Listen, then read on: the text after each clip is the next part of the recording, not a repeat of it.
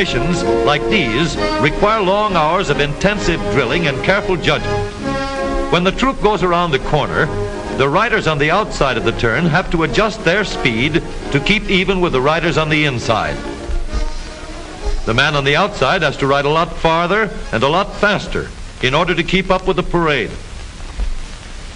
The outside wheels must spin faster than the wheels on the inside because they have a greater distance to travel in the same length of time. When a wagon turns a corner, the wheels can travel at different speeds because each one can turn freely on the axles. And in the early automobiles, the rear wheels turned separately and only one wheel was connected to the engine. But when only one wheel was driven by the engine, it had to do all the work, and it couldn't get a good enough grip on the road to do its job properly. So the one-wheel drive was soon out of date. But if two wheels are locked on an axle so that they are not free to turn separately, one or the other has to slide. So engineers had to find a way to connect both rear wheels to the engine without sliding and slipping on turns. The device which makes this possible is a part of the rear axle. It is called the differential because it can drive the rear wheels at different speeds. The differential looks complicated, but once we understand its principle, it is amazingly simple. These two wheels are mounted on separate axles and supported by a frame so that they can revolve freely at different speeds. Let's fasten a spoke on the inner end of each axle so that by turning the spokes, we can turn each wheel separately. With a bar or crosspiece, we can turn both wheels in the same direction at the same rate of speed. Let's get something to hold this bar in place so that it will press against the spokes. Notice that this support is not locked to the axle. It turns freely. Now we can spin the wheels by rotating the support. This is fine as long as both wheels are able to turn at the same speed. But let's see what happens when we go around the corner. With this arrangement, we cannot drive one wheel faster than the other.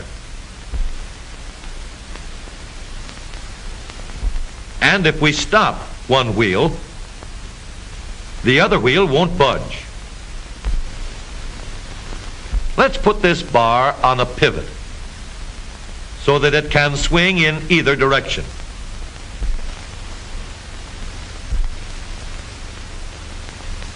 Now, the bar can still turn both wheels at the same speed. And because it pivots, it lets one wheel turn even when the other is stopped. But if turned too far, the bar will swing around until it won't drive the spokes that turn either wheel. We need another crossbar and more spokes to carry on the job.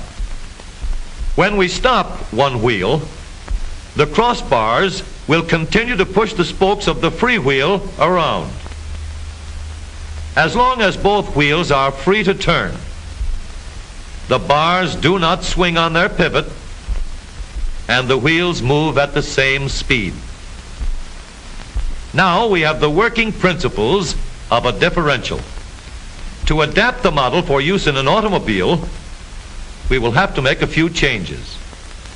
In order to reduce the jerky action caused by wide spaces between the spokes, we will put in more spokes. Further filling in the spaces between the spokes gives steadier, more continuous action, and changing the shape gives firm, constant contact. Now we can make the gears thicker and stronger, and we have differential gears. The edges are cut so that they will fit together more smoothly and silently, and another gear is added to share the work of driving the axles. The principle is the same. In order to turn the support and drive the wheels, we can fasten a large gear here, connected by a smaller gear to a source of power.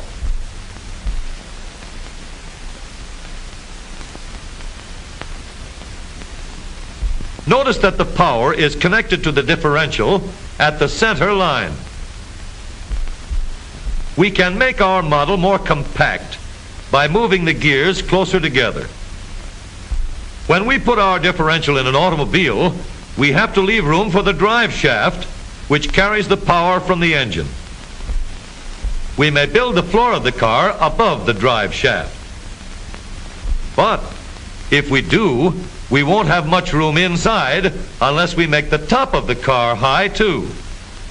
Of course, we could lower the floor and ceiling, but the drive shaft would be higher than the floor. This would have disadvantages. A shaft in the middle of the floor of an automobile would be inconvenient for passengers and would be awkward for carrying luggage.